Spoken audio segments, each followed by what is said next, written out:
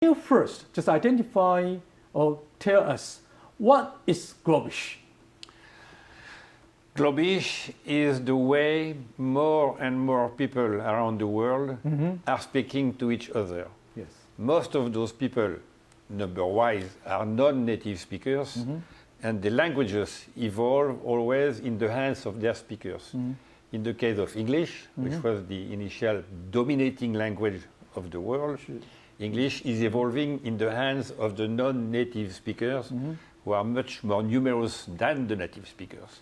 So the result is another kind of English which is appearing in the world. Yes. And my role and David's role has been to say this is what it should be to be really efficient, to be effective, so that everybody would speak the same way and everybody would understand everyone. We call it Globish. Yeah, we know that English becomes such an important communication, way or channels for all the people around the world. But why Globish? I mean, just based upon your observations of this internet or even the global business activities or even the mass media, why is Globish or global English becoming so important?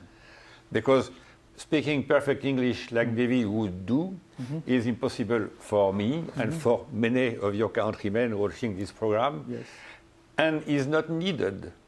We can communicate, the two of us, very well with a more limited English than the English of the native speaker. So why would you spend a lifetime trying to imitate him, as we are able to communicate very efficiently with much less? Less, in the case of Globish, means more in the terms of results. But just as Mr. Nerrière just mentioned that this kind of idea of Globish is an extension of globalization, right? Because of the globalization, the English or this global language, English as international language, becomes so popular, becomes so important to the international communication. But why Globish? A lot of people have used different kinds of words like international English, American English, basic English, or global English, the one I like to use. But why Globish? What's the common ground between the Globish or global English, or any kind of differences between these two terms, or any kind of difference between your Globish and other English as an international language? David, can you just explain to us what do you think about this one? Clearly, globalization is on everyone's mind. Yes. So anything that sounds like globalization, people tend to lump into one category. Yeah. Actually, we're trying to define Globish very carefully as a closed system of natural language communication, Yes. so that people always have a predictable place to go.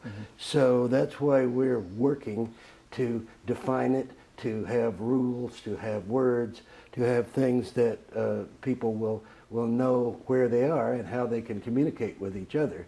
And as you know, English and all kinds of English are kind of open-ended. They're very, very broad in their definition. So that's what we're really doing, is making Globish mean something very specific so that it can be predictable for people. But why don't you use the word that we already use, like global English or international English? Quite the same functions here, right? People can use global English or international language to communicate with each other by using that kind of limited vocabulary or very close network in the language. Yes, what we observed is that if we called it something English, nice English, simple English, it would still be perceived as many people as English. Yes. And the native English speakers would say, it is my English. Yes. They make it simple. I can't make it simple. Yeah. So it would not lead them to walking half the way to where I am.